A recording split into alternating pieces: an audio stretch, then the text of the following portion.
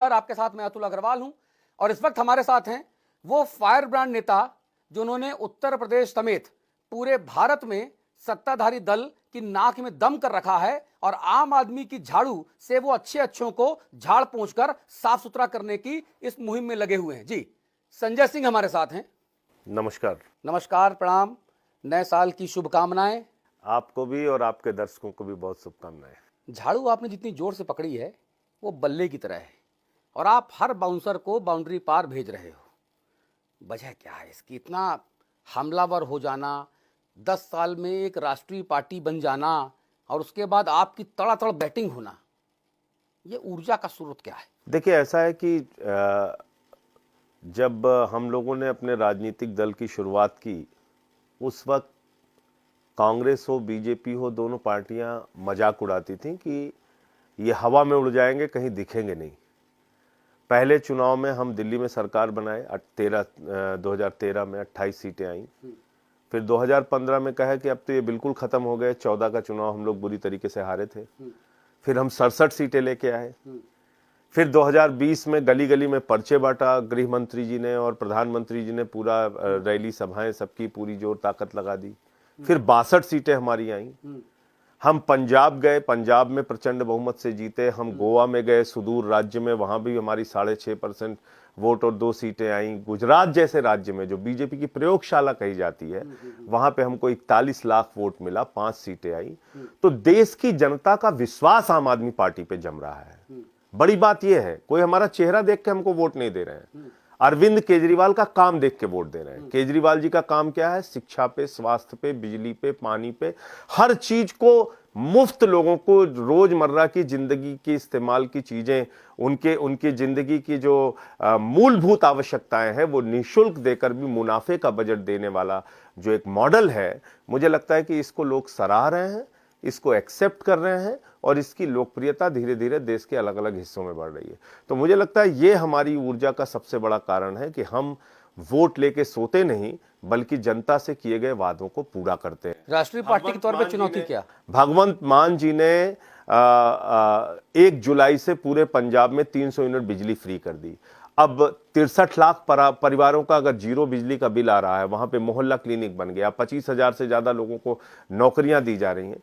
तो लोगों का विश्वास जम रहा है। ड्रग्स के ऊपर कार्रवाई हो रही है, गैंगस्टर्स पे कार्रवाई हो रही है, इनकाउंटर्स हो रहे हैं, माइनिंग पे तो मुझे लगता है कि जो आम आदमी पार्टी जिन वादों को करके जनता के बीच में आती है और वोट लेती है, उस पर खरे उतर रहे हैं हम लोग। और यही कारण है कि 10 वर्षों में आम आदमी पार्टी देश की सबसे तेजी से बढ़ने वाली पार्टी है और अरविंद केजरीवाल जी के नेतृत्व में हम लोगों ने राष्ट्रीय पार्टी बनने का सफर तय। कितनी बड़ी चुनौती है राष्ट्रीय पार्टी के तौर पे? क्योंकि आपसे पहले केवल 7 दल ऐसे थे जो राष्ट्रीय पार्टी के तौर पे जाने जाते थे। उसमें भी भारतीय जनता पार्टी और कांग्रेस के अलावा आम आदमी पार्टी का ही नंबर आता है। बाकी चाहे एनसीपी हो, सीपीआई हो, सीपीआईएम हो, बहुजन समाज पार्टी हो, अटरम सटरम जो भी पार्टियां हैं, वो कहीं हैं नहीं। देखिए, अगर आप आज की तारीख में बात करेंगे तो 2 राज्यों में सरकार चलाने वाली पार्टी कांग्रेस बीजेपी को अगर आप छोड़ दें तो आम आदमी पार्टी है। तो निश्चित तौर पे एक विकल्प के तौर पे इन दोनों राजनीतिक दलों के अलावा लोग आम आदमी पार्टी को पसंद कर रहे हैं। और क्यों पसंद कर रहे हैं? जैसा मैंने आपको कहा, हमारे शिक्षा का मॉडल, स्वास्थ्य का मॉडल, बिजली का मॉडल, पानी का मॉडल, केजरीवाल जी का जो मॉडल है, केजरीवाल की जो इकोनॉमिक्स है, उसको लोग पसंद कर रहे हैं कि हर चीजें मुफ्त में और निःशुल्क उपलब्ध कराकर भी मुनाफे का बजट कैसे दिया जा रहा है। ये कौन सा अर्थशास्त्र है? हमने इकोनॉमिक्स पढ़ा था, लेकिन ये केजरीनॉमिक्स है। हाँ, ये केजरीनॉमिक्स है क्या? इसको 1 मिनट में समझिए। एक मोदी जी का अर्थशास्त्र है जो चंद पूंजीपतियों को लाखों करोड़ रुपए बांट के उनको अमीर बनाने का काम करता है। 11 लाख करोड़ रुपए चंद पूंजीपतियों का माफ कर दिया गया। 5.5 लाख करोड़ रुपए का कॉर्पोरेट टैक्स माफ कर दिया गया। देश की तमाम संपत्तियां, रेलवे हो, सेल हो, कोल इंडिया हो, बीपीसीएल हो, एलआईसी हो, एफसीआई हो, सड़क हो, बिजली हो, पानी हो, स्टेडियम हो, सब कुछ बेचा जा रहा है। तो एक तो अर्थशास्त्र है मोदी जी का जो अपने चंद पूंजीपति मित्रों को अमीर बना रहे हैं और उनसे कह रहे हैं सेफ पैसेज है तुम्हारे लिए, हिंदुस्तान छोड़ के भागो, लूटो और भागो, लूटो और भागो। विजय माल्या 10,000 करोड़ लेके भाग गया। नीरव मोदी 20,000 करोड़ लेके भाग गया, नितिन संदेशरा 6,000 करोड़ लेके भाग गया, ललित मोदी 3,000 करोड़ लेके भाग गया। मैंने कहा भाई ललित मोदी को तो पकड़ लो, तुम्हारी एनआईए, सीबीआई, ईडी क्या कर रही है? कहने लगे हमें पता ही नहीं ललित मोदी का। तो आप कह रहे हैं कि नरेंद्र सुष्मिता सेन को ललित मोदी मिल जाता है, नरेंद्र मोदी को भगा रहे हैं। सुष्मिता सेन को ललित मोदी मिल जाता है, नरेंद्र मोदी जी को ललित मोदी नहीं मिल रहा है। आप बताइए क्या इसको समझेंगे आप? पर्सनल मामला भाई। नहीं पर्सनल नहीं, मैं कह रहा हूं इसको आप क्या समझेंगे बताइए आप। सुष्मिता सेन जी से ही हमारी सीबीआई पूछ लेती कि हमारी मदद कीजिए, हमारी ईडी पूछ लेती सुष्मिता सेन जी हमारी मदद कीजिए, ललित मोदी को हम लोग नहीं पकड़ पा रहे। मोदी जी थोड़ा भगा दिए इन सब लोगों को। अच्छा नहीं भगा दिए तो आप बताइए कैसे खुलेआम बाहर घूम के चिढ़ा रहे हैं आपको? कैसे चिढ़ा रहे हैं? आपका अगर 2 लाख रुपए बाकी हो अतुल जी तो आपके घर पे चिट्ठी पहुंच जाएगी, आपके घर पे तहसीलदार पहुंच जाएगा। किसी स्टूडेंट का अगर स्टूडेंट्स लोन लिया है, उसने अपनी पढ़ाई के लिए 5 लाख रुपए बाकी है, तो उसका कॉलर पकड़ के हवालात में बंद कर देंगे, उसके माँ बाप को भी बिठा लेंगे कि तुम तो कर्जदार हो। अभी पार्लियामेंट में सवाल पूछा गया कि भाई जिन लोगों का 11 लाख करोड़ रुपए तुमने माफ किया है उनका कम से कम नाम तो बता दो। सरकार कहती है हम नाम नहीं बताएंगे। तो मोदी जी की सरकार पूंजीपतियों की पतिव्रता पत्नी हो गई है। जैसे हमारी भारतीय परंपरा में पतियों का नाम नहीं लेते, उसी तरीके से अपने पूंजीपति मित्रों का नाम मोदी जी की सरकार नहीं ले रही। यह है मोदी जी का अर्थशास्त्र। अब आ जाइए केजरीवाल का अर्थशास्त्र क्या है? केजरीवाल नॉमिक्स यह है कि सबको निःशुल्क सुविधाएं अगर आप देते हैं, बिजली फ्री, पानी फ्री, शिक्षा फ्री, स्वास्थ्य फ्री, माताओं बहनों के लिए बस की यात्रा फ्री, बुजुर्गों के लिए तीर्थ यात्रा फ्री, जब ये सब कुछ आप करते हैं तो आम आदमी के जेब में बचत होता है। चंद पूंजीपतियों के पास बचत नहीं होती, चंद पूंजीपतियों के पास काला धन इकट्ठा नहीं होता, आम आदमी के जेब में बचत होती है। और जब आम आदमी के जेब में बचत होती है तो वो काला धन के रूप में अपने बक्से में बंद नहीं करता, उसको बाजार की अर्थव्यवस्था में उसको खर्च करता है।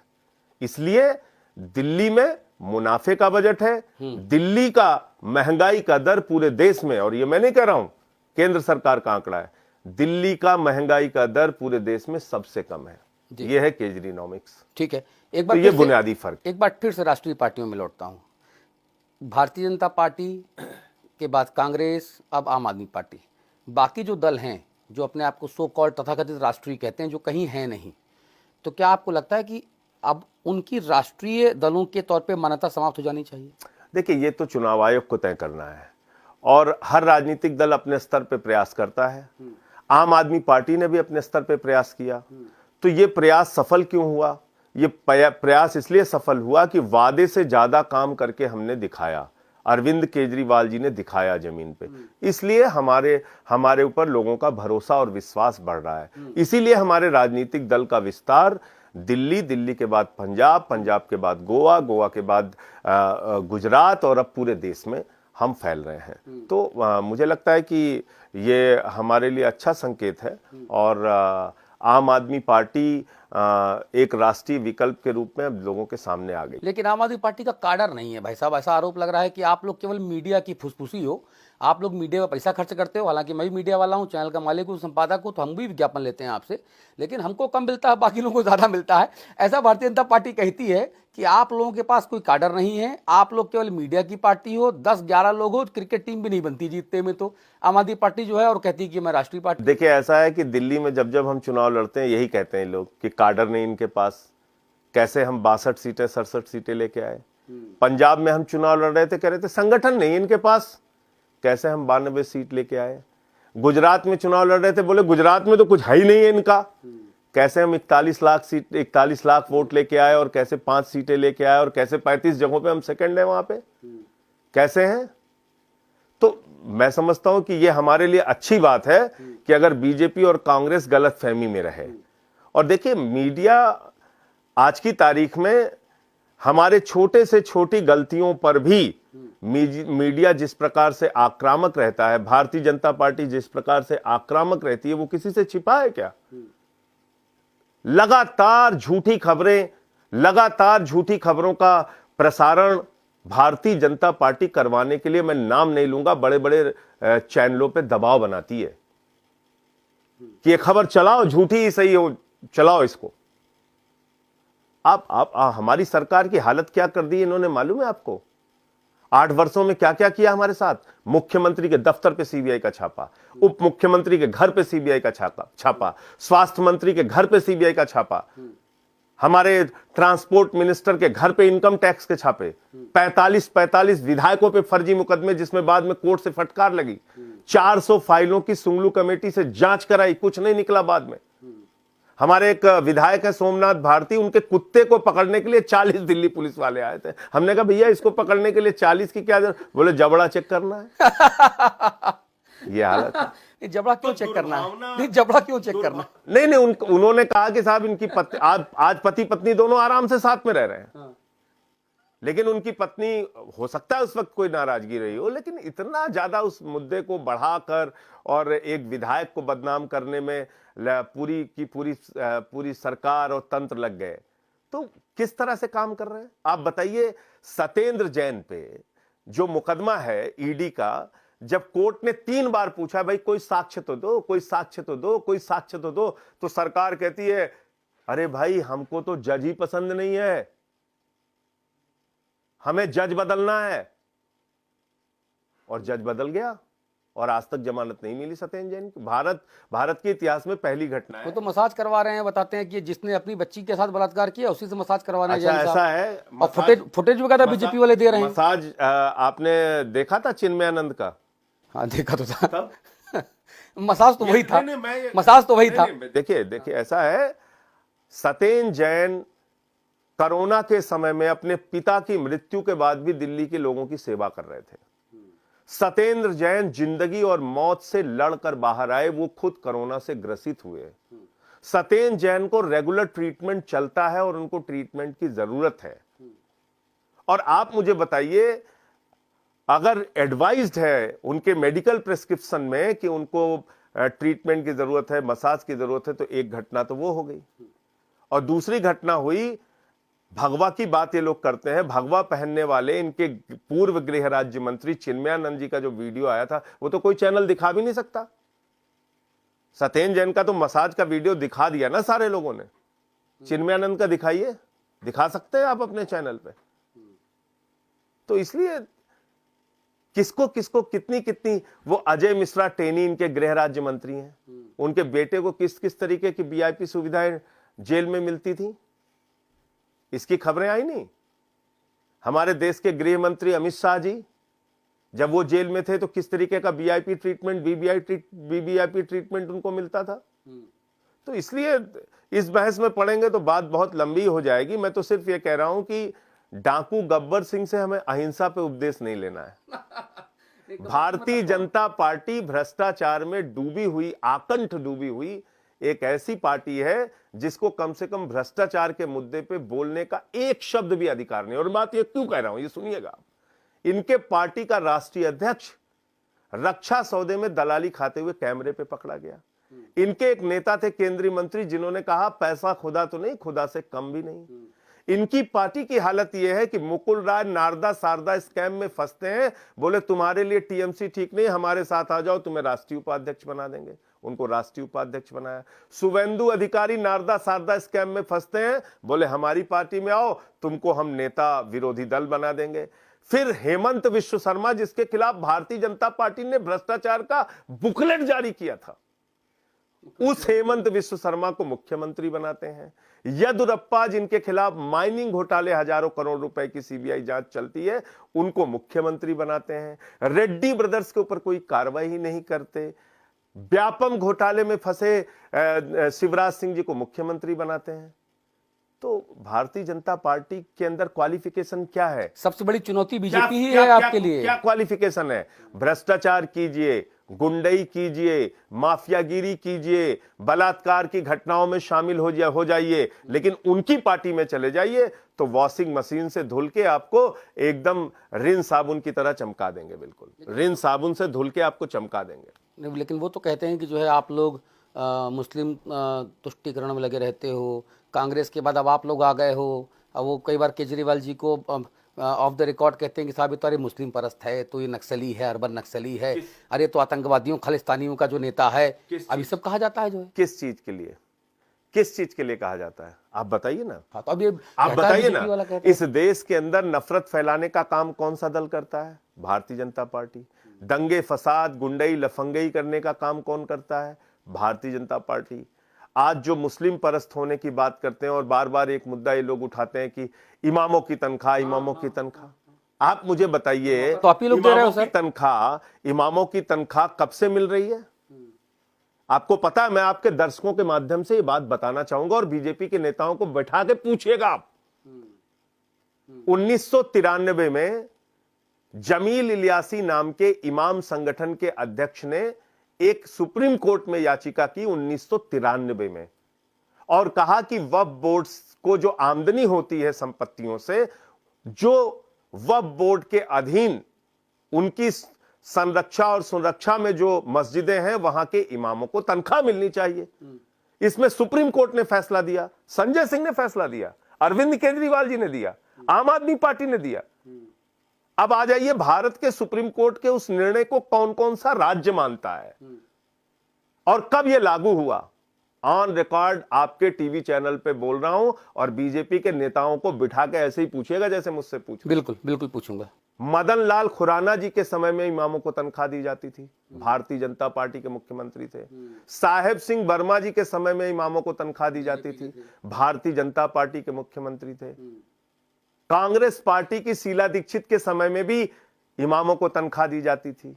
आगे आ जाइए, शिवराज सिंह जी मुख्यमंत्री हैं, इमामों को तनख्वाह मध्य प्रदेश में दी जाती है।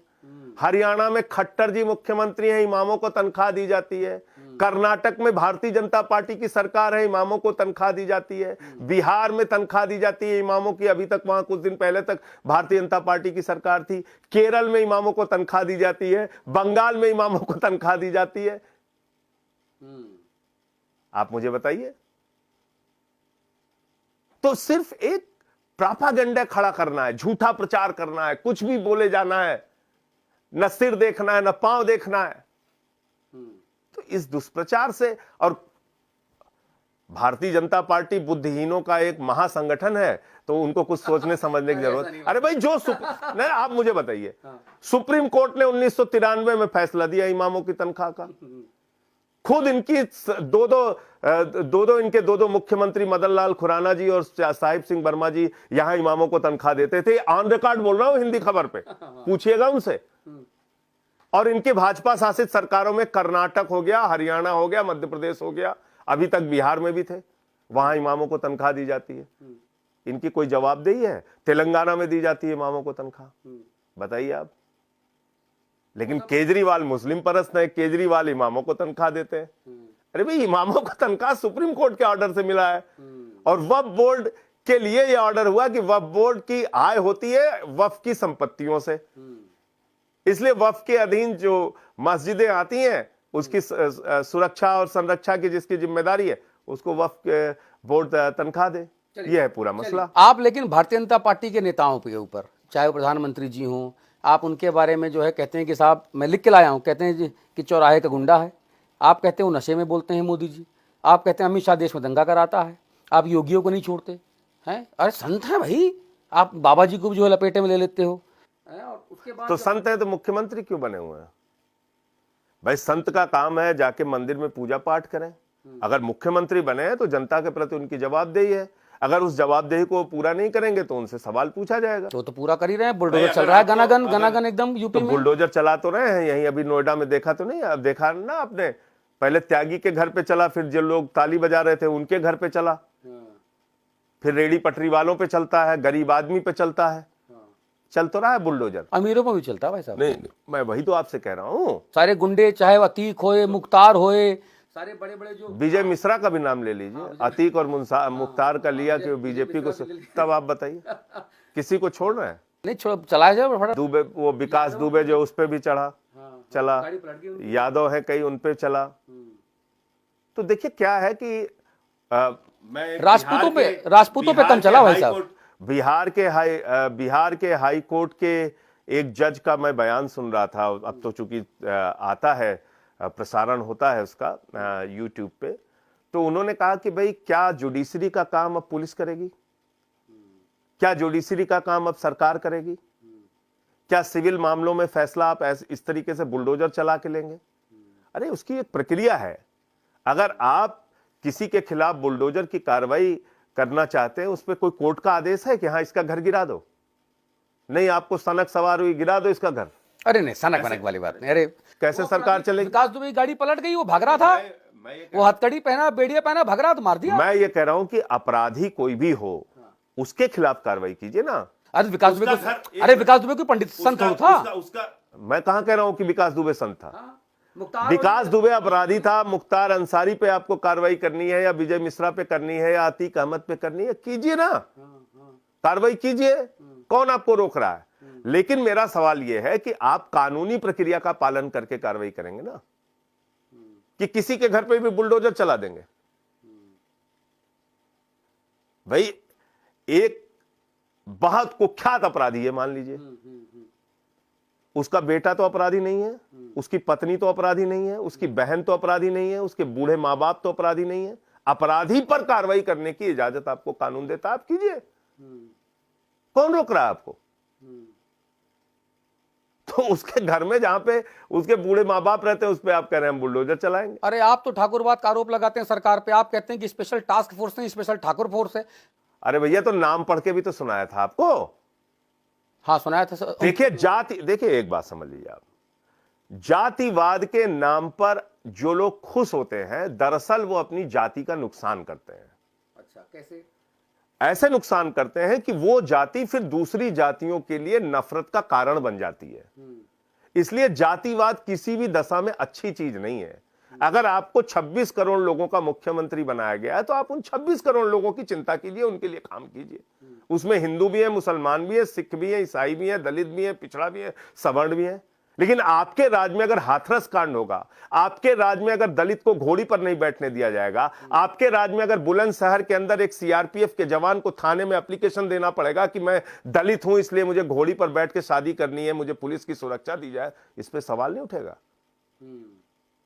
देखिए, जातिवाद की मानसिकता और जातिवाद की कार्रवाई उस जाति के लिए ठीक नहीं है, मैं ऐसा मानता हूं। और ये मैं क्षत्रिय होकर मानता हूं कि अगर हमारी जाति का कोई नेता जातिवाद करा रहा है, तो दरअसल वो क्षत्रियों का ही सबसे ज्यादा नुकसान कर रहा है। फायदा कौन उठाता है? चंद लोग उठाते हैं ना, कुछ डीएम बन जाते हैं, कुछ एसपी बन जाते हैं, कुछ थानेदार बन जाते हैं। उस समाज का क्या फायदा होता है? क्षत्रिय समाज के कितनी गरीब लड़कियों की शादी करा दी आपने? कितने लोगों को बीमारी में मदद कर दी आपने? आप अगर क्षत्रियों के संगठन, सामाजिक संगठन बना रहे हैं, उनकी सेवा कीजिए, उनकी मदद कीजिए, बात समझ में आती है। ये क्या है कि हम एक ही जात के लोगों की पोस्टिंग करके हम जातिवाद चलाएंगे? कहां की है? अरे मैंने जब चीफ सेक्रेटरी ब्राह्मण हैं। देखिए ऐसा है, मैंने उस टाइम में पूरे एक आंकड़े जिलेवार दिए थे। हाँ दिए थे, बिल्कुल दिए थे। उसको अगर आपके पास वो आर्काइव पे वीडियो पड़ा होगा तो फिर से चेक कर लीजिएगा। मेरी आपत्ति इस बात पे है कि कोई भी हो, किसी भी जात का हो, ब्राह्मण मुख्यमंत्री बन जाए तो ये नहीं होना चाहिए कि वो ब्राह्मणवाद फैलाए, यादव मुख्यमंत्री बन जाए तो ये नहीं होना चाहिए कि वो यादववाद फैलाए, किसी पिछड़े वर्ग। अरे भाई, आप अपने जाति के नेता हो सकते हैं, इसमें कोई आपत्ति नहीं है। आपको आपकी लोकप्रियता सबसे अधिक क्षत्रियों में हो सकती है, बहुत अच्छी बात है, हमको उस पर आपत्ति नहीं है। लेकिन जब आपको एक मुख्यमंत्री, एक संवैधानिक पद पे बैठा दिया गया, तो आप 26 करोड़ लोगों के माई बाप हो, अभिभावक हो। आप ये भी कहते हो कि योगी जी के चेले हैं, बहुत माल पेले हैं, ये भी कहते हो आप। देखिए पोस्टर लगते हैं, आप कहते हो तो पोस्टर लग जाते हैं। देखिए ऐसा है, अब आप ऐसा तुकबंदी मिलाते हो, संपादक टीवी के जो है हम पानी मांग जावे आपके आगे। तो देखिए ऐसा है कि मैंने आंकड़ों सहित सारी बातें कही हैं, कभी भी व्यक्तिगत आरोप नहीं लगाया।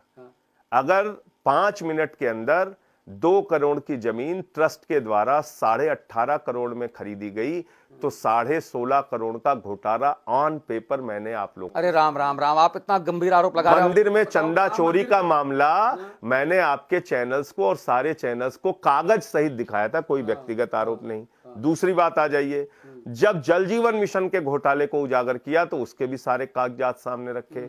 अभी जो ऑक्सीमीटर, थर्मोमीटर का जो कोरोना के समय में घोटाला हुआ, उसको हमने पेपर सहित उजागर किया। वेंटिलेटर की खरीद में जो घोटाला हुआ, उसको पेपर सहित उजागर किया। और तो और छोड़ दीजिए, अभी एमयू साइन करने के नाम पे जो गड़बड़ी हुई है उसको हमने कागजात सहित उजागर किया। आप मुझे बताइए, एक एक एक ऐसा विश्वविद्यालय कैलिफोर्निया का, अमेरिका का, जिसमें कुल 23 कर्मचारी काम 25 कर्मचारी काम करते हैं।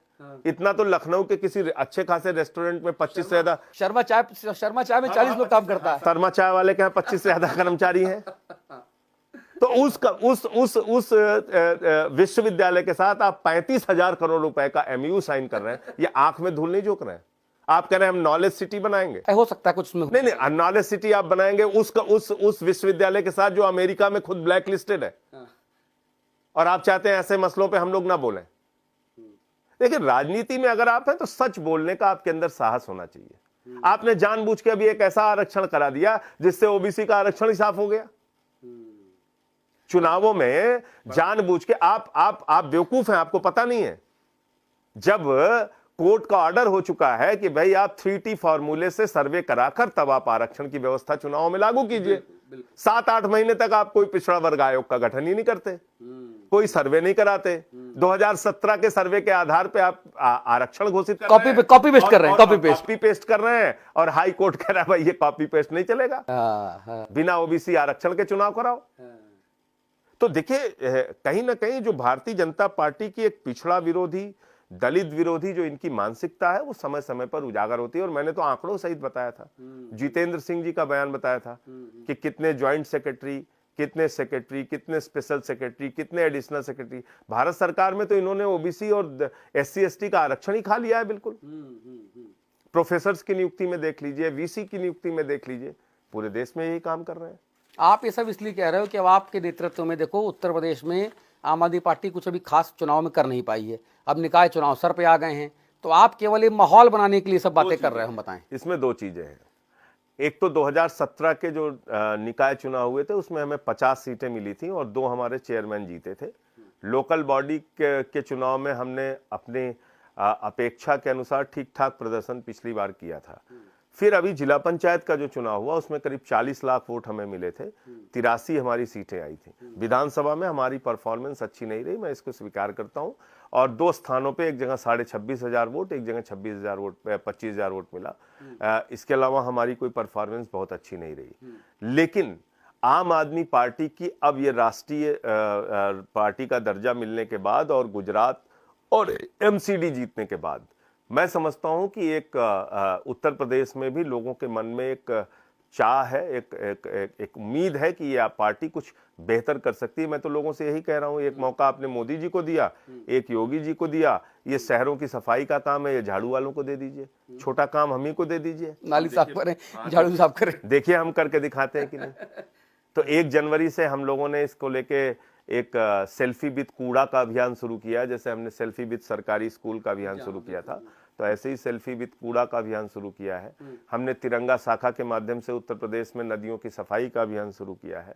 तो हम इस तरीके के कई कार्यक्रम लगातार, झाड़ू चलाओ गंदगी हटाओ की यात्राएं उत्तर प्रदेश में कर रहे हैं 763 नगर निकाय में।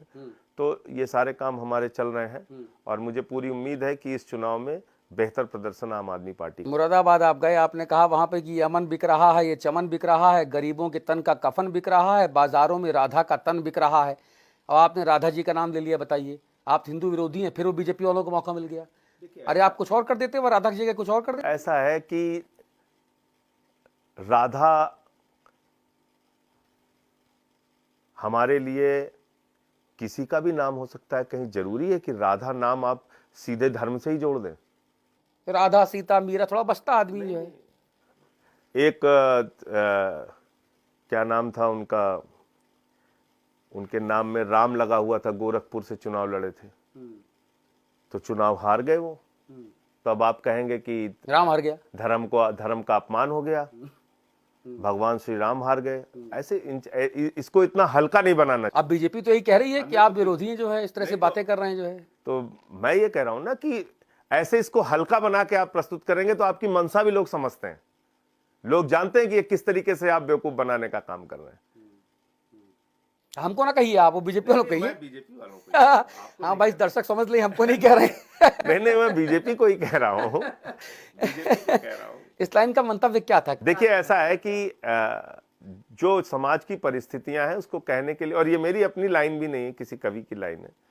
अब जैसे किसी कवि ने कहा कि किस रावण का शीश उतारूं, किस लंका में आग लगाऊं, घर घर रावण घर घर लंका, इतने राम कहां से लाऊं।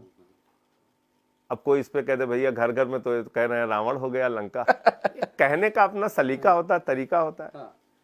अच्छा, आपने कहा आगे कि भाई शमशान में दलाली खाने वाली यूपी सरकार है। अब हमारे यहाँ के एक अवधि के कवि हुए, कहन बरखा में विद्यालय ढही गया, वही के खाले टीचर रह गया, तोहरन पूत के ठेकेदारी, जियो बहादुर खद्दरधारी। अब सारे खद्दरधारी बेईमान थोड़ी हो गए। एक कहने का कवि हैं, शायर हैं, वो अपने लहजे से कहते हैं चीजों को। अच्छा, एक बात मैं बता दूं दर्शकों यहाँ पर कि संजय भाई मैकेनिकल इंजीनियर हैं, माइनिंग इंजीनियर हैं। अच्छा, और मैंने भी भूगर्भ विज्ञान से जो है अपना बीएससी अप्लाइड जियोलॉजी ऑनर्स किया हुआ है। तो ये जो है इनके बारे में कम पता है लोगों को कि जमीन के भीतर भी भांप लेते हैं, ये राजनेताओं के भीतर की जमीन भी खोद लेते हैं, और कवि भी हैं, सब चीजें भी हैं। तो ये मतलब भूगर्भ विज्ञान से लेके और फिर राजनीति। देखिए, मेरी सार्वजनिक जीवन की शुरुआत 94 के बाद जो है, मैंने अपनी एक जिले में एक संस्था बनाई थी, आजाद सेवा समिति। उसके माध्यम से ब्लड डोनेशन का काम, अस्पतालों में काम, पौशाला चलाने का काम, ये सारे काम करता था उस संस्था के माध्यम से। फिर आदरणीय रघु ठाकुर जी से मुलाकात हुई, एक सोशलिस्ट लीडर हैं, तो उनके साथ मिलकर राजनीतिक गतिविधियों में हमने हिस्सा लिया। 16 साल तक मैंने रेड़ी पटरी वालों के लिए काम किया, जो फुटपाथ के लोग हैं, उनके अधिकारों के लिए लड़ाई लड़ी।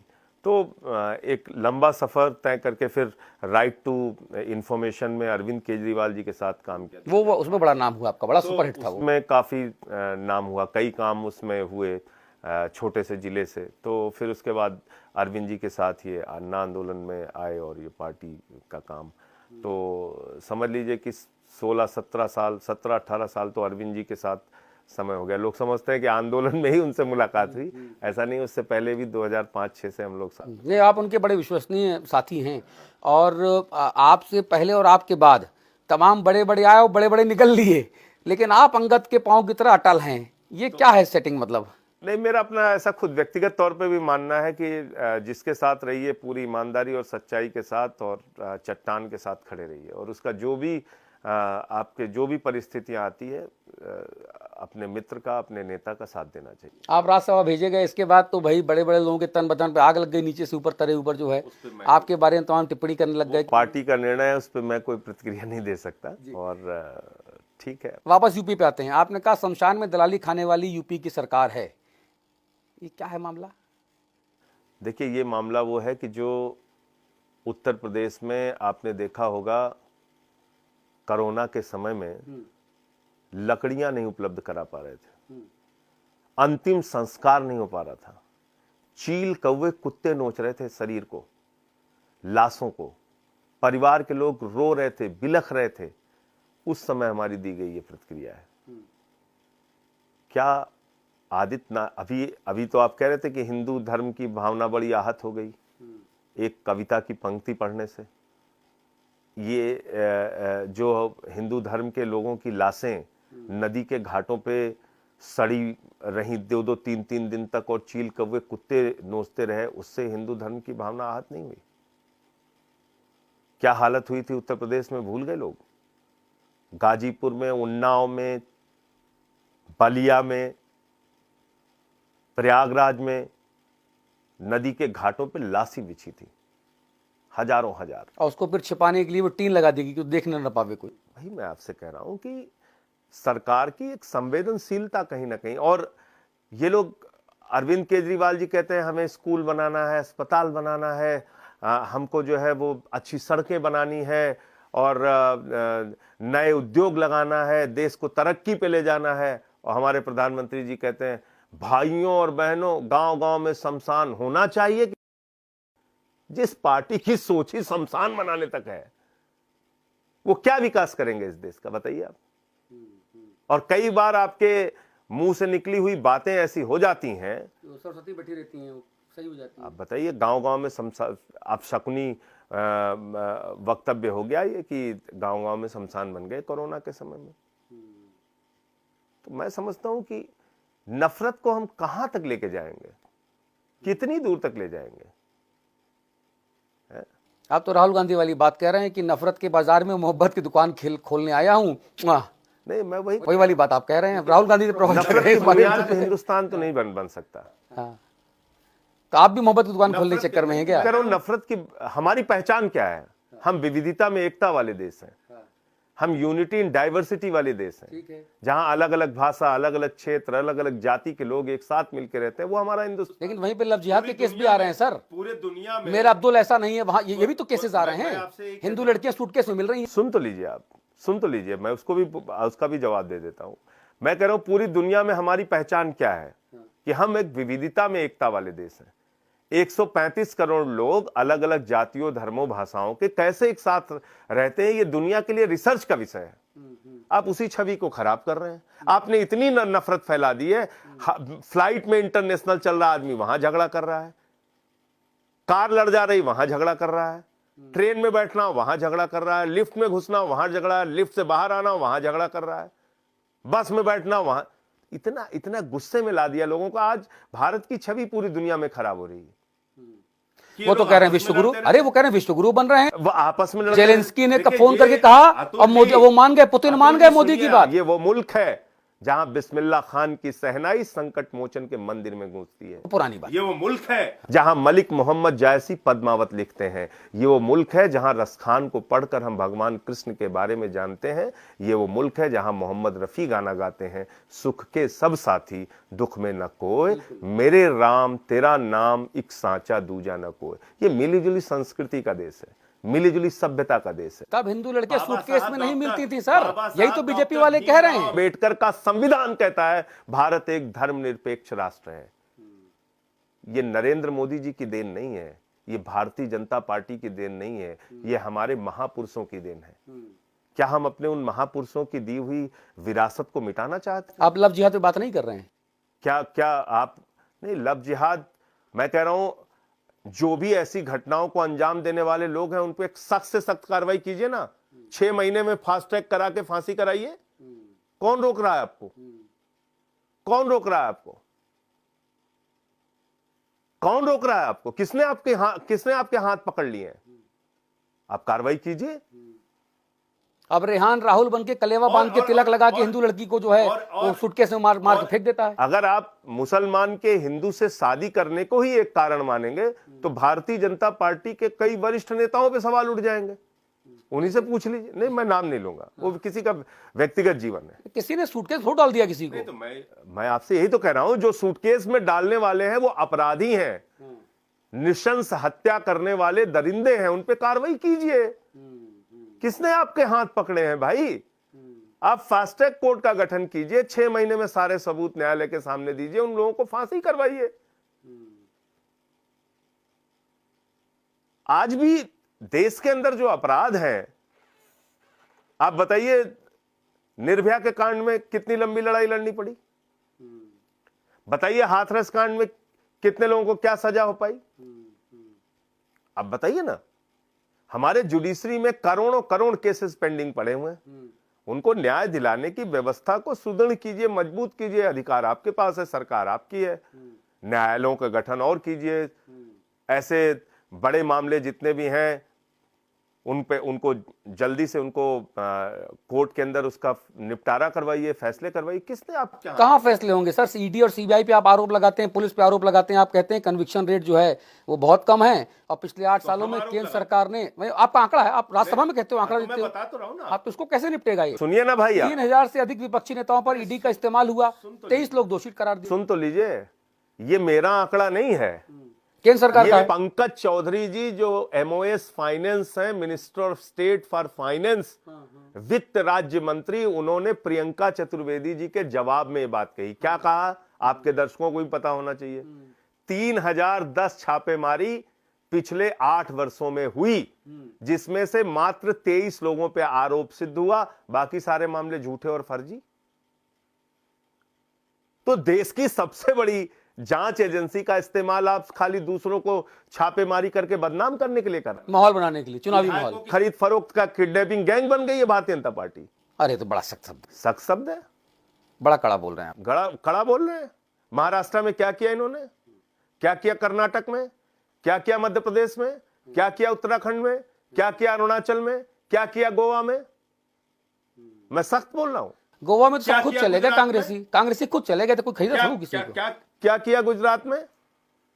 नहीं, 2 सरकारें किया उन्होंने। पिछली बार जब 2017 में था, तब उस समय 13 सीटें आई थी बीजेपी की, तब कांग्रेस को तोड़ के खरीद के सरकार तोड़ा नहीं, कांग्रेसियों के हृदय परिवर्तन हो गया, समझिए बात। परिवर्तन हो गया, ठीक बात आप कह रहे हैं। तो मुझे भी वो रामचरितमानस की वो चौपाई सुनना है भाजपाइयों से, क्या सुनाते हैं जिससे उनके सारे विधायक उन्हीं की तरफ आते हैं। बताइए ना, रामचरितमानस की उन्हीं से पूछ लीजिएगा, कौन सी रामायण का कौन सा श्लोक, रामचरितमानस की कौन सी चौपाई सुना के वो लाते हैं इन विधायकों को। उनके पास एक भगवा वाशिंग पाउडर है, हम बताएं, वो मशीन में डालते हैं। हाँ। अब भगवा वाशिंग पाउडर डालते हैं, गर्र गर्र 4 बार घूमता, आदमी चकाचक होके भगवा बन के निकलता है बाहर। तो आपके पास नहीं है, तो चुनाव कराने की जरूरत क्या है? तो वही भगवा वाशिंग पाउडर में गर्र गर्र करके सारी सरकारें पूरे देश में बना दे, तो फिर डेमोक्रेसी का मतलब क्या है? चुनाव कराने का क्या मतलब है? फिर उसी वॉशिंग पाउडर में तोड़ तोड़ के सारी सरकार बना ले, फिर चुनाव क्यों कराते हैं? चुनाव आयोग फिर क्यों? केजरीवाल भी आरोप लगाते हैं 25 करोड़ रुपया, 25 करोड़ रुपया एक विधायक का रखा हुआ है भारतीय जनता पार्टी में। कहता ना हूं आपको, विधायकों का एक किडनैपिंग गैंग है भारतीय जनता पार्टी। अच्छा ये बताओ, आप पे डोरे डाले कभी? अरे आप बताइए ना, दिल्ली के अंदर प्रयास किया कि नहीं, और कहां पकड़ा गया वो? जब तेलंगाना में ये ऑपरेशन करने जा रहे, सोचिए 2 सीट है इनकी तेलंगाना में, और वहां सरकार बनाने के लिए कोशिश कर रहे हैं, और उस ऑडियो में साफ तौर पे कहा कि दिल्ली के अंदर 43 विधायक हमारे संपर्क में है। दिनेश मोहनिया का वीडियो हम लोगों ने दिखाया ही था आपको, 2015 के दौरान प्रयास किया था इन्होंने। उनको तो आप साइडलाइन किए हो एकदम, मोहनिया जी एकदम किनारे हैं, उत्तराखंड की हार के बाद तो एकदम किनारे हैं वो। आपका आकलन हो सकता है। अच्छा, ईडी सीबीआई पे आप आरोप लगा रहे हो, और वही ईडी सीबीआई एकदम आपको परेशान की हुई है।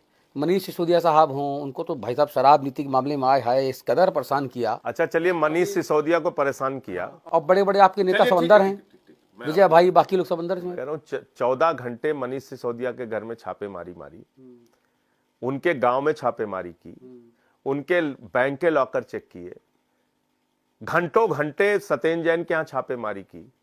कुछ तो निकाल के दिखाते हैं, इतनी संपत्ति मिली है, इतना गहना मिला है, इतने करोड़ रुपए मिले हैं, कुछ तो दिखाते हैं।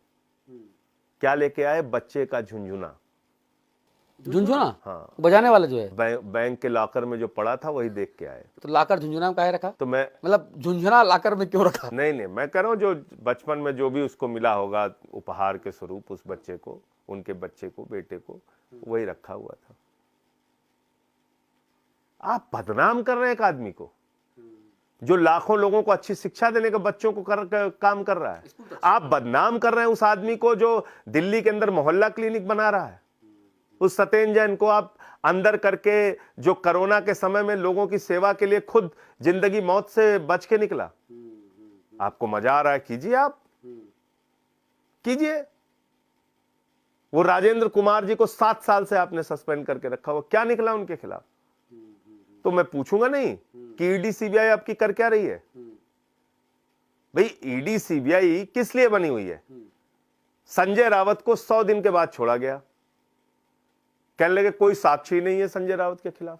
तो मजाक बना रखा है आपने। एक मेंबर ऑफ पार्लियामेंट, एक पार्टी के इतने बड़े नेता, उनको आपने 100 दिन बस मन में आया, रात में सपना आया, मौज लेनी है, चलो बे अंदर उठो, चलो, उठा के आपने अंदर कर दिया। अभी शराब नीति वाले मामले पे जो है, जिसको ये लोग घोटाला कहते हैं, जो केजरीवाल साहब कहते हैं कि कोई तो बताओ पहले, एफआईआर में कोई और आंकड़ा है, और प्रवक्ता बैठ के थिथरेलॉजी करते हैं कि भाई सब 10,000 करोड़ का, कोई बोलता है 140 करोड़ का, कोई बोलता है 14,000 करोड़ का, कुछ पता नहीं है। तो एक बार हम चाहते हैं कि बता दें दर्शकों को इस इंटरव्यू में, ये क्या मामला है? बड़ा शराब नीति, शराब घोटाला कहता आदमी। शराब घोटाला नाम की कोई चीज है ही नहीं। ये एक प्रायोजित तरीके से पैदा किया गया भारतीय जनता पार्टी का बच्चा है। अच्छा। हाँ, जिसको वो पाल पोस के बड़ा करना चाह रहे हैं। वो बड़ा हो ही नहीं पा रहा बेचारा।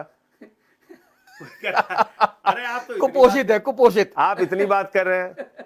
एक ने लिखा बैनर लगा के कि शराब घोटाले में हुए 1.5 लाख करोड़ के घोटाले के खिलाफ। अब भाई साहब, अच्छा जी, 1.5 लाख, बीजेपी का होर्डिंग है, पोस्टर देख लीजिएगा। पूरे दिल्ली सरकार का बजट है 70,000 करोड़, और कह रहे हैं 1.5 लाख करोड़ का घोटाला हो गया शराब घोटाले में।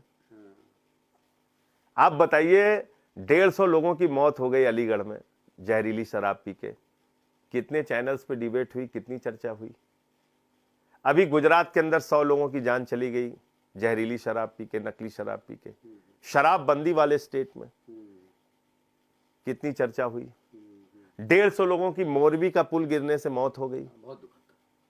और आप बताइए घड़ी बनाने वाली कंपनी को पुल बनाने का ठेका दे दिया। और फिर बीजेपी वहां जीती। 2 करोड़ रुपए का ठेका था, 12 लाख रुपए उस मेंटेनेंस कंपनी ने मेंटेनेंस में खर्च किया और पुल चालू कर दिया। और आज तक एफआईआर में उस कंपनी का और नाम बीजेपी नेताओं का उसमें जो है हिस्सा है। और अब बीजेपी नेताओं का हिस्सा भी है और नाम भी नहीं है उनके उस कंपनी का आज तक एफआईआर में। तो आप लोग इसको मुद्दा नहीं बना पाया भाई साहब, ये तो बड़ी खबर थी। मैं खूब बनाया मुद्दा। मीडिया आपको सपोर्ट नहीं करता है। तो जो जिसमें बीजेपी का हाथ होता है वहां पे खबरें डाउन हो जाती है। आप अडानी और अंबानी के पता नहीं इतना नाराज काहे को। उनके सब अच्छा उनका चैनल है सारा उन्हीं। कोई व्यक्तिगत झगड़ा थोड़ी है। आप अगर इस देश की अर्थव्यवस्था के साथ खिलवाड़ करेंगे, एयरपोर्ट आपको चाहिए, कोल इंडिया आपको चाहिए, बिजली आपको चाहिए, पानी आपको चाहिए, खेत आपको चाहिए, सब कुछ आपको चाहिए। और भाजपा वाले क्या कहते हैं? भारत माता की जय, हम भारत की रेलवे बेचेंगे। भारत माता की जय, हम steel authority of India limited बेचेंगे, कोल इंडिया बेचेंगे, एलआईसी बेचेंगे। तो भारत की संपत्तियां बेच के भारत माता की जय होगी कि भारत की संपत्तियां बढ़ाकर भारत माता की जय होगी? और फिर उसी पोर्ट में 21,000 करोड़ रुपए की वो मिलती है ड्रग। ये क्या होता है? कितनी कार्रवाई हुई उस ड्रग्स पे बताइए आप मुझे। वो तो मामला समझ में आया, कहाँ चला गया। नहीं, इसीलिए तो मैं कह रहा हूं ना, क्योंकि अडानी का पोर्ट है इसलिए कार्रवाई नहीं होगी। कैसे कार्रवाई होगी? जब पोर्ट अडानी का है तो कार्रवाई कैसे होगी? फिर आप लोग सैया भय कोतवाल तो डर काहे का। आप पिक्चर बहुत देखते हो यार, हमको लग रहा पिक्चरें बहुत देखते हो। पिक्चरें खूब देखता हूँ। हाँ, अब मैंने सुना आप थिएटर आर्टिस्ट नहीं, मैं आर्टिस्ट तो नहीं रहा हूँ लेकिन पिक्चरें देखता हूँ। कौन सी देखी आखिर सबसे लेटेस्ट ताजी? अरे कई पिक्चरें देखी, पिक्चर देखते रहते हैं। को सुने आप बढ़िया गाना गुनगुनाते हैं जो है। आपके मित्र बताते हैं कि आप बैठे रहते हो तो रात रात भर मंडली जमती है और आप चुटकुले सुनाते हो खूब बढ़िया बढ़िया, खूब गाना खूब कहानी सुनाते हो। हाँ, गाने का शौक है। तो 1-2 लाइनें सुना दीजिए, नया साल है, बढ़िया पब्लिक मजा आ जाएगा। कौन अच्छा गाना जो भी आप सोचिए। एक हमारी पार्टी के अंदर हम लोग गाना अक्सर गाते हैं, क्रांतिकारी गीत है। रुके न जो, झुके न जो, दबे न जो, मिटे न जो, हम वो इंकलाब हैं, जुल्म का जवाब है, हर शहीद हर गरीब का हम ही तो ख्वाब हैं। रुके न जो, झुके न जो, दबे न जो, मिटे न जो, हम वो इंकलाब हैं, जुल्म का जवाब है, हर शहीद हर गरीब का हम ही तो ख्वाब है। वाह वाह, क्या बढ़िया सुर है भाई, बहुत ही बढ़िया। और ये जो आप जिस तरह से क्रांतिकारी आपका नेचर है और क्रांतिकारी गाना गा रहे हैं और उसी क्रांति तरीके से जो है आप एकदम बम्बू करके रखे हैं एलजी साहब के। बिना सक्सेना जी को सांस नहीं लेने दे रहे हैं, चढ़े हुए हैं सब आपकी सारे आम आदमी पार्टी के लोग। देखिए ऐसा है, अगर आप किसी एजेंडे के तहत आके काम करेंगे तो निश्चित रूप से आपकी कार्यप्रणाली पे सवाल उठेगा। आप दिल्ली के एलजी हैं, आपको दिल्ली की जनता ने वोट नहीं दिया है। आप एलजी के तौर पे काम कीजिए ना। अपने अधिकारों का अतिक्रमण क्यों कर रहे हैं आप? जो काम आपका नहीं है वो भी आप कर रहे हैं। फर्जी फर्जी रोज रोज चिट्ठी जारी करते हैं। भेड़िया वाली हालत हो गई आपकी। ऐसी हालत कर दी इन्होंने, हंसे तो ज्यादा हंसे क्यों, रोए तो ज्यादा रोए क्यों, बैठे तो ज्यादा बैठे क्यों, चले तो ज्यादा चले क्यों, सब पे चिट्ठी जारी हो रही है। एक घोटाला एलजी साहब ने कहा इसकी सीबीआई जांच होनी चाहिए। तो हमने कहा भैया घोटाला क्या? बोले बस में घोटाला हो गया। हमने कहा बस क्या हुआ, कैसे क्या हो गया? बोले बस अभी खरीदी नहीं गई, बस घोटाला हो गया। अच्छा आप पता कर लीजिए। तो जब आप इस तरीके से बदनाम करने पे उतारू हो जाते हैं तो लोग भी आपकी नीयत को समझते हैं, फिर कहते हैं यार चलो ठीक है, ये तो इनका ड्रामा ही है रोज का।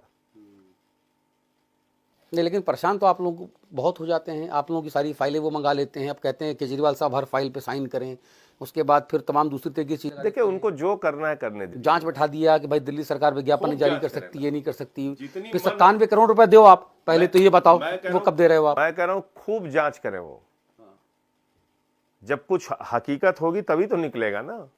जांचें तो हमारे खिलाफ खूब हो चुकी हैं, 97 करोड़ तो मांग रहे हैं वो। तो फिर बाबा जी से भी वसूली होनी चाहिए, कौन बाबा? योगी आदित्यनाथ जी से, मोदी जी से भी वसूली होनी चाहिए। कैसे कैसे? हजारों करोड़ का विज्ञापन इन्होंने भी दिया है, अरे सब फाइल पकी हुई है उनकी, आपका मामला कच्चा। 97 करोड़ की मांग रहे हैं। क्योंकि वो भाजपा के हैं। अच्छा, हाँ, क्योंकि उनकी सरकार है इसलिए उन पे कार्रवाई नहीं होगी। अरविंद केजरीवाल के विज्ञापन पे कार्रवाई होगी। तो इसको लोग समझते हैं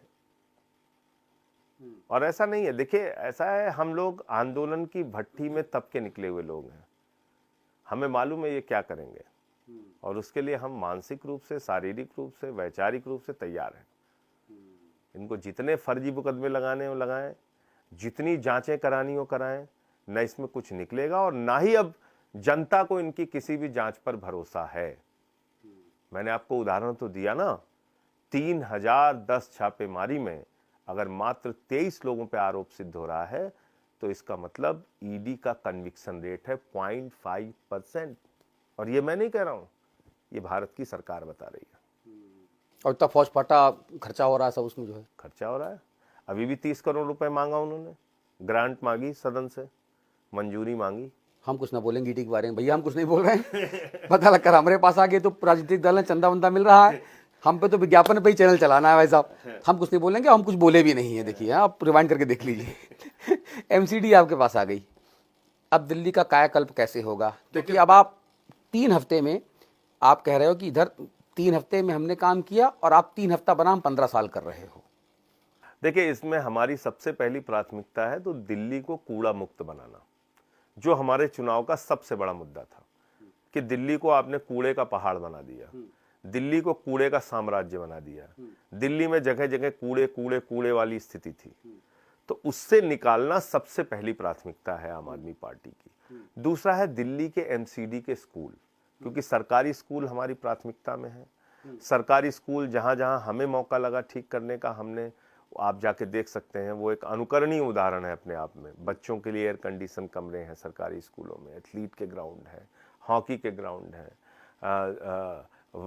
वर्ल्ड क्लास स्टेडियम बनाए हैं।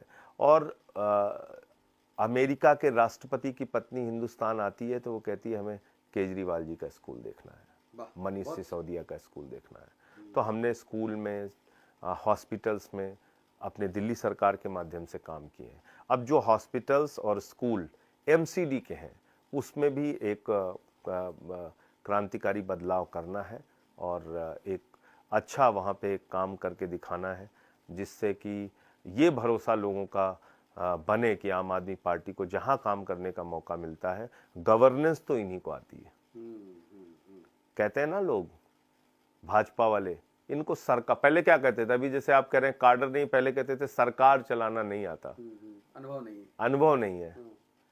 तो हमने कहा कि हाँ बिल्कुल आप ठीक कह रहे हैं, हमें व्यापम घोटाला करना नहीं आता, हमें रेड्डी ब्रदर्स की माइनिंग घोटाला करना नहीं आता, हमें राफेल खरीद में घोटाला करना नहीं आता, लेकिन स्कूल कैसे बनते हैं, अस्पताल कैसे बनते हैं, शिक्षा, स्वास्थ्य में, बिजली पानी में कैसे काम होता है, ये हमें आता है। भारत की पहली सरकार है जिसने फ्री बिजली के बारे में सोचा। 75 साल में तो बहुत सारी सरकारें आई गई, लेकिन ये सोच अरविंद केजरीवाल के दिमाग में आई कि गरीब के घर में रोशनी तो होनी चाहिए, लेकिन उस रोशनी की कोई कीमत नहीं होनी चाहिए। अच्छा, अभी एक बयान आया, अभी कहा गया कि केंद्र सरकार ने 80 करोड़ लोगों को दिसंबर 2023 तक फ्री राशन देने की जो योजना है उसको 1 साल और बढ़ा दिया है। वो दिसंबर 22 तक की थी। तो एक सवाल मेरा मन में ये आया कि जिस देश में 132-35 करोड़ लोग हों और 80 करोड़ लोग अगर मुफ्त का राशन खाएं, तो ये उस देश के राजा की, शासक की कामयाबी है या उसकी नाकामी है? और मेरे बेटे ने, 13 साल का मेरा बेटा, उसने मुझसे सवाल पूछा कि पापा देश की आबादी कितनी? हमने कहा बेटा 132-35 करोड़। अब बोला कि पापा यहाँ तो कहा जा रहा है कि 80 करोड़ लोगों को फ्री में खाना देंगे, तो पापा इतने लोग तो यानी कि नकारा हैं, भूखे हैं। तो ये सवाल का जवाब दे नहीं पाया भाई साहब मैं उसको। मैं दे रहा हूं आपको। ऐसा है कि अभी एक हंगर इंडेक्स का आंकड़ा निकला था जिसमें भारत नाइजीरिया से पीछे चला गया। तो भूखमरी के मामले में हम लगातार पीछे हटते जा रहे, मतलब भूखमरी का जो हमारे यहाँ स्तर है वो बढ़ता जा रहा है। भूखमरी दूर करने के मामले में हम पीछे होते जा रहे हैं। अब सरकार कहती, अरे बताइए, हम ऐसे देश जो 80 करोड़ लोगों को राशन दे रहे हैं, आप कह रहे हैं हमारे पास राशन नहीं है। तो सवाल यह नहीं है, सवाल यह है कि आप खुद मान रहे हैं कि 80 करोड़ लोगों को इस देश में राशन की 5 किलो चावल दाल की आटा की जरूरत है। यह तो सरकार की स्वीकार्यता है ना कि 80 करोड़ लोगों को राशन मुहैया नहीं है, राशन की उनको जरूरत है। ये तो आप मान रहे हैं। तो इसमें हम खुश हों कि इसमें हम रोएं? सवाल तो ये है। ये खुश होने की बात नहीं है। आप कहते हैं आत्मनिर्भर भारत, आपने कौन सा आत्मनिर्भर भारत बनाया भाई? आपने कहा था 2 करोड़ नौकरियां देंगे नौजवानों को, 22 करोड़ लोगों ने नौकरी मांगी, मात्र 7 लाख लोगों को नौकरी मिली है। ये लोकसभा में सरकार का जवाब है। आपने कहा था किसानों की आमदनी दोगुना करेंगे, क्या हुआ उसका? आपने कहा था महंगाई कम करेंगे, डीजल महंगा हो गया, पेट्रोल महंगा हो गया, सरसों का तेल महंगा हो गया, आटा दाल चावल दूध दही छाछ सबके ऊपर आपने टैक्स लगा दिया। कैंसर की दवा से लेके, किडनी की दवा से लेके, हार्ट की दवा से लेके, टीबी की दवा से लेके सब कुछ 814 दवाएं आपने महंगी कर दी। आप महंगाई आसमान पे पहुंचा रहे हैं। और आपने एक चीज सीखा है, टैक्स से जनता को जितना चूस सकते हो चूसो, टैक्स को बढ़ाओ और उनका पेट पालने भर के लिए बस ठीक है, इनको राशन देके बस जिंदा रखो। और फिर बयान आ जाता है कि रुपया नहीं गिर रहा है, डॉलर बढ़ रहा है। अरे गजब हो गया भाई, बयान सुन के मैं एमबीए किया हूं भाई साहब, मैं तो लगा कि खंबे पे सर मार दूं अपना। कैसा बयान कोई देता है? खंबे पे सर मत बताइए। इस देश में महंगाई नहीं है, आपकी महंगाई सहन करने की क्षमता कम हो गई है। इस देश में बेरोजगारी भी नहीं है, आपके बेरोजगारी सहन करने की क्षमता कम हो गई। आप इनटॉलरेंट हो गए हैं। कहानी ये है। आपको बुखार नहीं है, कोरोना नहीं है, कोरोना सहन करने की आप में शक्ति कम हो गई है। आप समझते नहीं सरकार की बात। नहीं, अब मैं समझ गया। नहीं, समझा कीजिए। बढ़िया समझाया आपने। एकदम समझा कीजिए। महंगाई है ही नहीं इस देश में, महंगाई सहन करने की शक्ति आपकी कम हो गई है। देखने का नजरिया अपना बदलिए अतुल जी। ना महंगाई है, ना बेरोजगारी है, ना शिक्षा है। राहुल गांधी ने 19 के चुनाव में कहा था कि गरीबी जो है एक वैचारिक अवस्था है। वो होती नहीं है, वैचारिक अवस्था है। निर्मला सीतारमण जी वही कह रही हैं। बहुत मजा आया संजय भाई बात करके, 1 घंटे से ज्यादा हो गया। इंटरव्यू के आखिरी हिस्से में कैमरा आपकी तरफ, नया साल है, दर्शकों को कुछ संदेश देना चाहें, कोई ऐसी बात जो मैं ना पूछ पाया हूं और लगे कि बताना जरूरी है, तो फ्री स्टाइल। मैं तो बस सिर्फ इतना इस देश के लोगों से हाथ जोड़ के अपील करूंगा कि इस मुल्क को बचाने के लिए आपके अंदर जो देशभक्ति का भाव है, आपके अंदर जो इस देश के लिए जज्बा है, आज किस हालत में हम लोग खड़े हैं, इसको सोचने के लिए कम से कम 10 मिनट 15 मिनट जरूर निकालिए और सोचिए कि जिस देश की 6.5 लाख करोड़ की संपत्ति बिक रही हो, जिस देश में 11 लाख करोड़ रुपए चंद पूंजीपतियों का माफ कर दिया जाता हो, जिस देश में बेरोजगारी, किसानी, अशिक्षा, महंगाई जैसी समस्या सुरसा जैसे मुंह फैला के आपकी ओर बढ़ रही हों, उसको बचाने के लिए हमारी आपकी क्या भूमिका हो सकती है। आज अग्निवीर जैसी योजना को लागू करके देश की सीमाओं की सुरक्षा के साथ जो खिलवाड़ किया जा रहा है, भारत की सेना के साथ और नौजवानों के साथ खिलवाड़ जो किया जा रहा है, ये सारे प्रश्न हैं। नए साल की हृदय की गहराइयों से आपके लिए शुभकामनाएं। आपका परिवार स्वस्थ रहे, ईश्वर आपको खूब तरक्की दे और इस मुल्क की तरक्की में, इस मुल्क की खुशहाली में नफरत की दीवार को गिरा के मोहब्बत की दीवार को मजबूत करके हम लोग और आगे बढ़ें, ऐसी मैं कामना करता हूँ। बहुत बहुत धन्यवाद संजय भाई, बहुत बहुत शुक्रिया। और आप जो जनहित में काम कर रहे हैं, आप जनहित में जो मेहनत कर रहे हैं, संघर्ष कर रहे हैं, उनका इस वर्ष में आपको प्रतिफल मिले, जनता आपके साथ और जुड़े, सदन में जितनी धाकड़ तरीके से आपकी आवाज़ गुंजायमान होती है वो और बढ़े और जनहित में आपकी आवाज़ वाकई कल्याणकारी साबित हो, ये मेरी शुभकामना है। धन्यवाद, बहुत बहुत धन्यवाद। हिंदी खबर पर खबरों का सिलसिला लगातार जारी है। नमस्कार।